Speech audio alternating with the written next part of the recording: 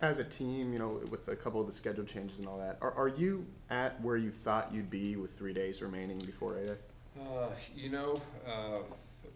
I think as a coach, you have goals, and our goals are extremely high. And really, one of the main things I told our coaches is we got to improve every day, as far as execution, but more importantly, our attitude and our approach. And I feel like we've done that.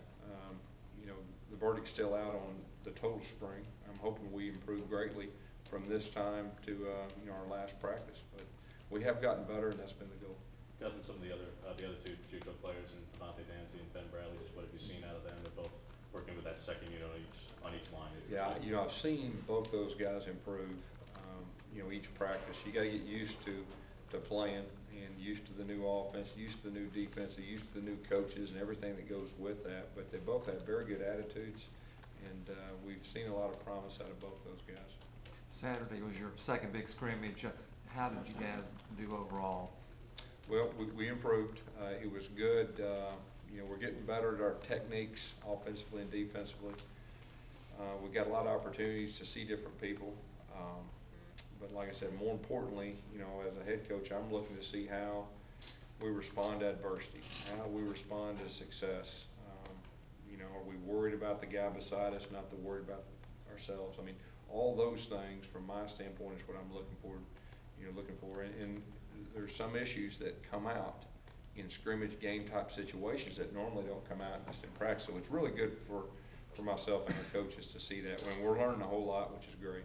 So Trey was still limited today. Is there an expectation that he'll be able to take part in A-Day? And if not, what is the plan with the Yeah, he practiced today. We'll take it day by day. He did practice today and got some live reps. How he practiced today?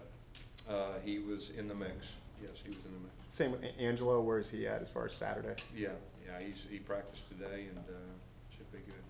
You're working with Ellis Johnson. What have you learned from just going through this spring? Well, of course, I already knew quite a bit about him, but he's a true professional. His standards are very high, and just for the the basics, foundations, techniques, I mean, he's as good as it gets, and he'll have the defense ready. You talked a little bit about just helping you guys along, installing some things that maybe you wouldn't necessarily install in the spring, kind of give the offense a different look. Yeah, we mix and match on both sides. We're trying to help each other as much as we can and be as specific to the needs offensively and defensively.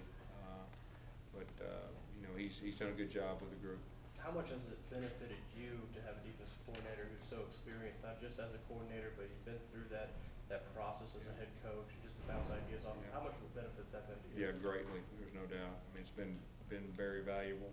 Got a lot of trust in him. A lot of competition on the tackle spots, and Avery told us a couple weeks back he's still dealing with that shoulder. How is he progressing? Progressing very well. He's a big athletic guy. It's very important to him, so we're happy with where he's at. Gus, do you talk to Ellis sometimes and say, here are things that annoy me when you were a coordinator? We have casually now. As we get in the off season, closer to the fall, I mean, it's always good to hear things from different standpoints about how to stop certain things, how to attack certain things. So that's part of coaching as it goes on. It's always good to compare and communicate and all that. Second week in a row, you had a Heisman winner here. How was it having Coach Sullivan do this morning? Yeah, it's a pretty big deal. I'm a big fan of his, and anytime you get a guy to come back and watch practice and be around, it was not only big for me, but it was big for our coaches and our players. And he's a true class individual. That was a great player. Anything else? Saturday you mentioned Corey Grant was good in the scrimmage, and Justin Garrett. Anybody else after Braden McClellan? I would say nobody that just really stood out, but there were some good things. When I don't name some, there were still some good things, but there's just usually a few guys that stand out. I know it's just a scrimmage on Saturday, but do you plan on having guys in the box, or everybody gonna be able to? I'm going to let the coordinators decide that, but it'll be as close to a game type situation. That's my goal as possible. All right. Any more?